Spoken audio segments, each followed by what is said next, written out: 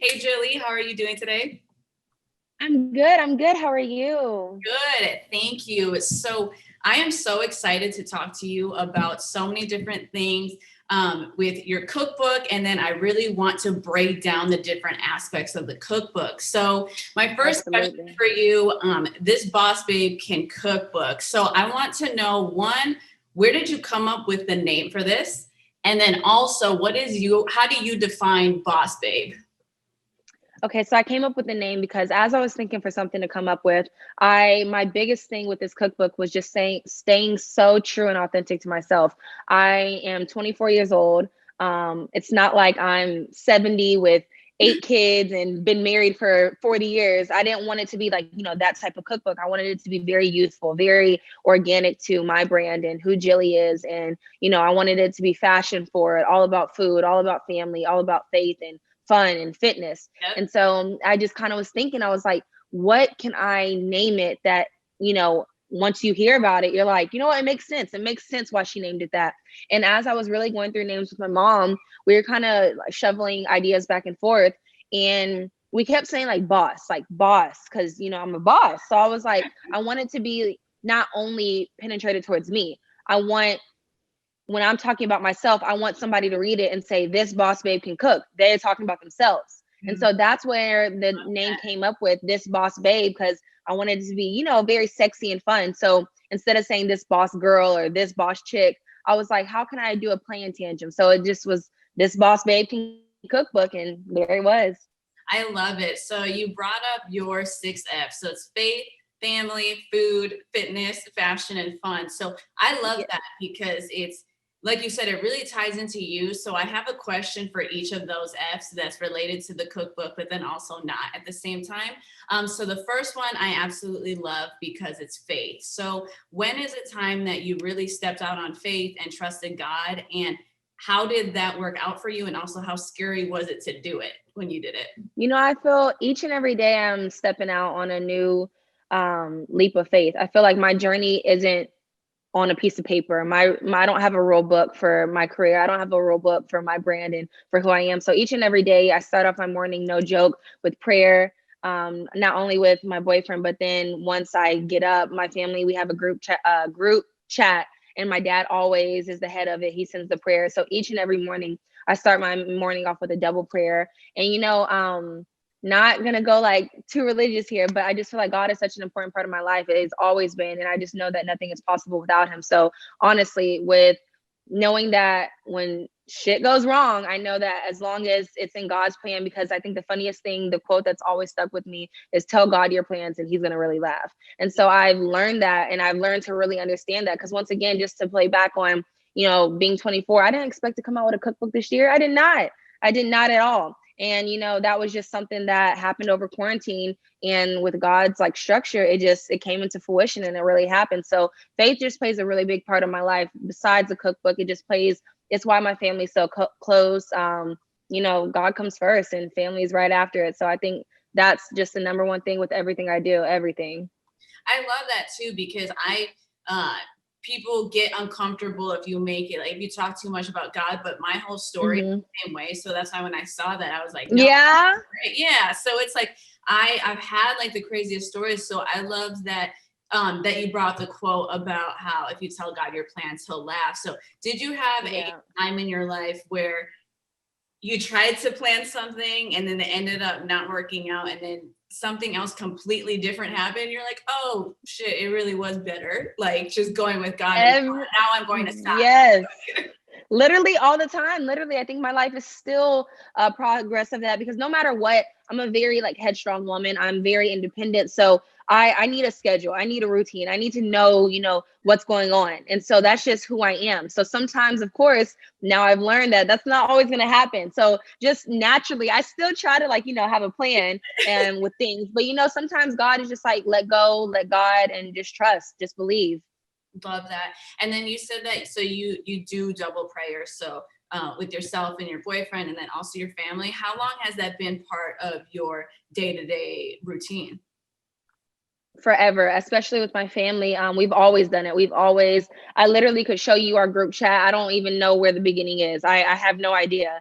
We just always done it. My dad started, I think, the actual group prayers years ago, but he has this book and he gets one every single like January 1st. At the top of the year, he gets a new one. And it's a book of prayers and it literally has a date at the top. So it'll say April 2nd, 2020. And like there's a prayer for that day. He copies it and pastes it and sends it. And it's just crazy how relevant it is. Even though it's pre-written, it's so relevant to each day, which is a little bit kind of scary, but it's just so relevant. I feel like that's just another version of just when God needs to talk to you, he's going to talk to you in any form. So with my parents and my brother, it's been years. And then with my relationship, it was just one of those things where it happened so early on. We started praying, before we ate, and just we realized how big God was in both of our lives, not just mine, not just his. And I think that's like, what really bonded us. And now it's just every single morning, once we wake up, he does it. Every single night, I do it. So it's just like, it's fluent now. It's the norm. That's amazing because people don't realize like and I'm sure you've experienced it as well. It's like we get ourselves into relationships, but when you're a God-fearing person, if that person does not have that relationship with God, even if you try to, like, it doesn't work. So that's amazing to hear that you and your boyfriend have that. You preaching right now. You preaching. So like, I learned that's part of the God's plan thing, that it was like, no, that is not it. And then it works out better. So I love Absolutely something that's part of your foundation. So the second F, family. So I know that you have generational recipes, but you also have a recipe for each member of your family. So I'm sure there's a lot in there, but is there someone specifically? I would love to hear why a recipe or a specific food is associated with one of your family members, and if there's like a fun backstory behind it. Absolutely. Okay, so for this one, let me actually go to the page. My Gammy's Gumbo. So we call her Grouchy Gammy.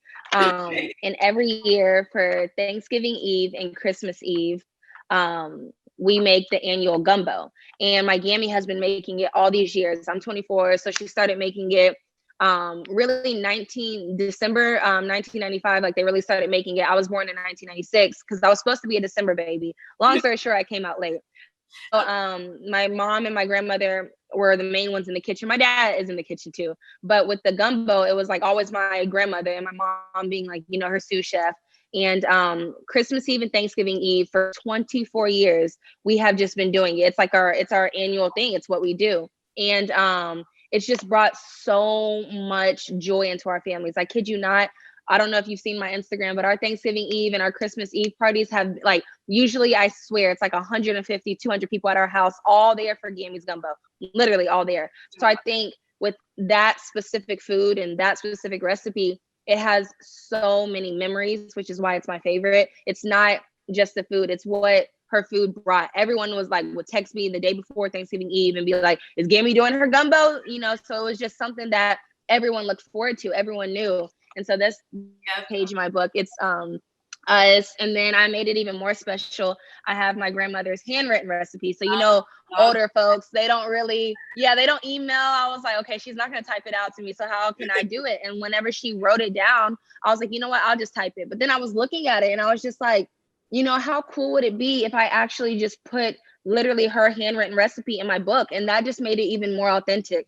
And so I think this is definitely hands down one of my favorites, just because, family. I mean, I included my dad, my brother, just everybody in this book. And I just think family is such an important part of my life. I mean, I wouldn't be here without them, literally. And I just think they're so supportive in everything I do. And we're just so damn close. Like, we are so close. I'm just so grateful for my family. So family is a real important part of your girl's life.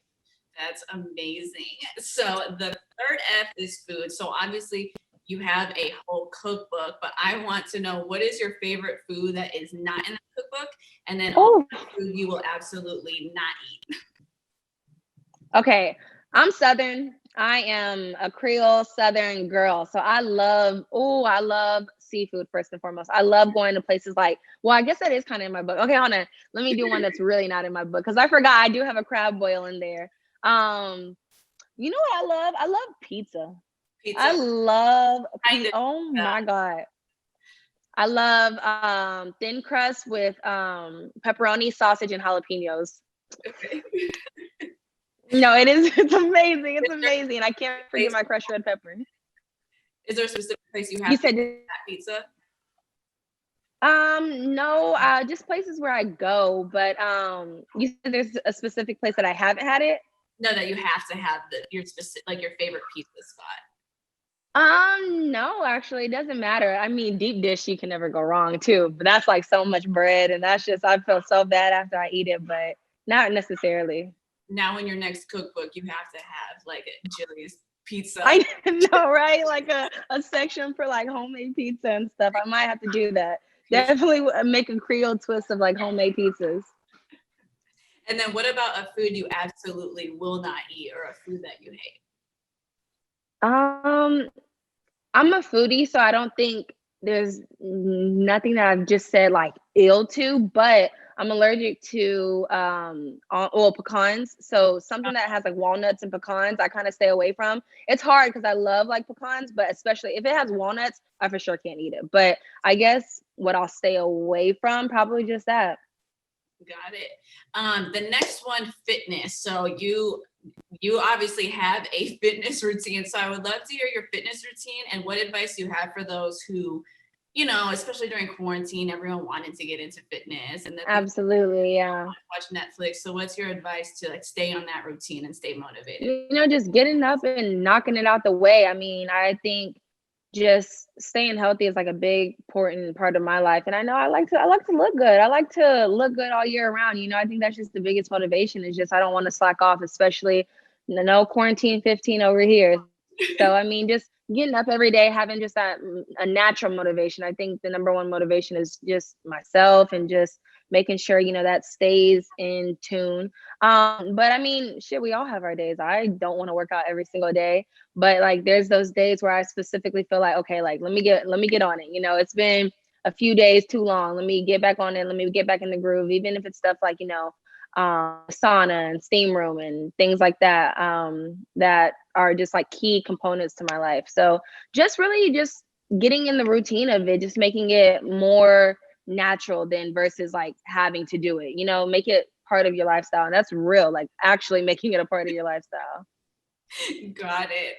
The next one, fashion. So what made you want to incorporate fashion and making this a lookbook? That's why I think that the cookbook isn't your Yes, like yeah. what made you want to tie in fashion? It just plays back again to who Jilly is. I think if I would have just done a cookbook with no pictures and a whole bunch of recipes, it would have just been so damn boring. It would have just been not even authentic. It wouldn't even match me. It would have looked like I just slapped my face on the cover and I just put my name on something. And so that's what I didn't want to happen. I wanted it to be so true to me. And I mean, every time, you see like through my pictures, I love fashion. I love fashion forward. I love styling. I love clothes. I love looking good. It all goes hand in hand with everything. So I was just like I think that was the one of not the easiest, but the most authentic part of the cookbook. I was like, okay, this is where the real fun comes into hand. Just having there's never been a cookbook / lookbook done. And I think for every single recipe, I was just like, that's gonna be where I stand different. I'm gonna have a different look for every single recipe. And of course, when I first said that idea, my stylist and people thought I was kind of crazy because it was like 45 different looks. But hey, we did it, and it literally turned out so phenomenal. Yeah, no, it turned out really, really great. So the last F, and then we're almost done, is fun. So we know what you enjoy doing just based off your 6 Fs, but what is a hobby that you enjoy doing for fun that is not? Oh, that's a good idea.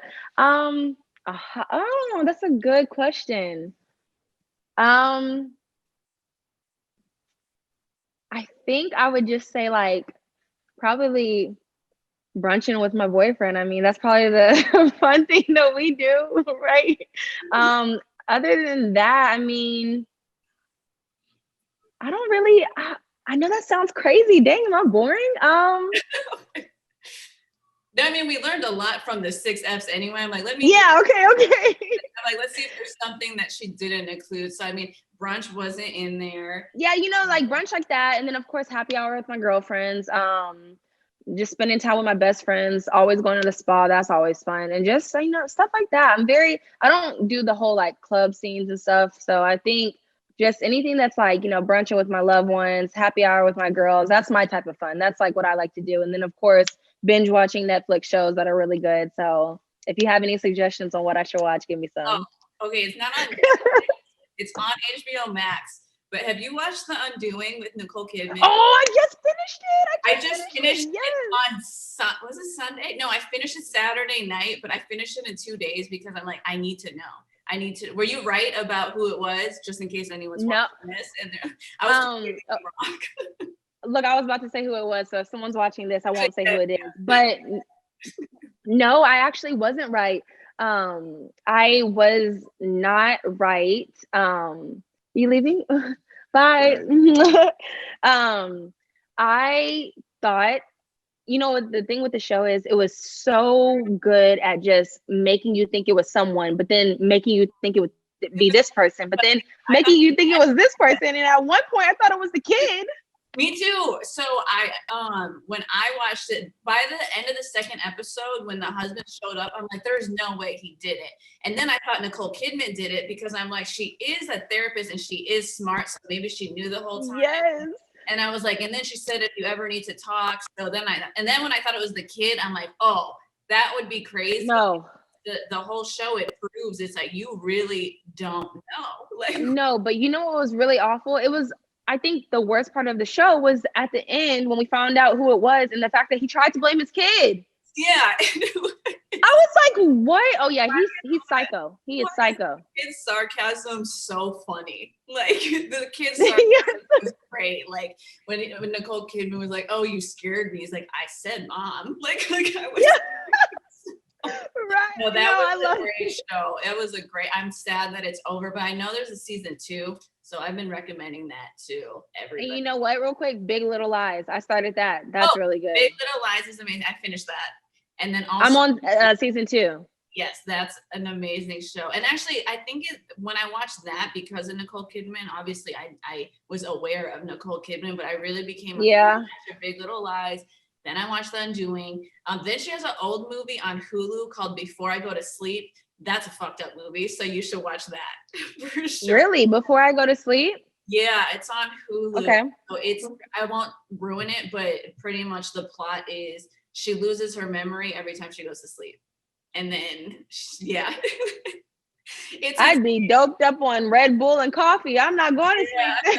But you have to watch that and let me know what you think of it because that one's really good. But yeah, those are really, really good. So see, you do a lot of stuff outside of cooking and all the 6 hours. Yeah. Perfect. My last question. So it's obvious that, you follow your dreams. So I want to ask you, if someone were to ask you, what is your recipe to following your dreams? I think the best advice that I can give anybody following their dreams is just never looking back. There's a path that you can follow, and then there's a path that you can make. And I think I actually have a tattoo right here that says, go where the path may not lead, go instead where there's no path and leave a trail. And I think that's a very, very important component to my life. I mean, if I'm going towards where the trail is already done, I mean, that rule book is already set in stone. We know where that's going to play out. But if I go in a different path and, create my own trail and my own steps, I think, the possibilities are endless. I think there's no looking back when you just focus on yourself, when you focus on your dreams. And I know that my trail is going to the top. So I'm just building it. I'm doing my own rules and, just keeping God first, keeping my faith strong, and just knowing that no matter what, I'm doing what I'm supposed to be doing. I think just doing something every single day. If you're working every single day, there's no way that your dreams and, your progress isn't going to keep going up. So I think as long as you're following your dreams and doing something every single day to get to it, it's bound to happen. Amen. That was the perfect ending for this. Jilly, thank you so much for, taking the time to explain everything with the cookbook. I'm excited to see what God has next for you since you're only 24. Like there's so much more to come. And I'm really excited for you. So thank you so much for all the motivation and the inspiration. No, thank you. I appreciate it. Thank you for having me. No problem. I'll send Savannah some snippets if you want anything for socials. Absolutely. 100%.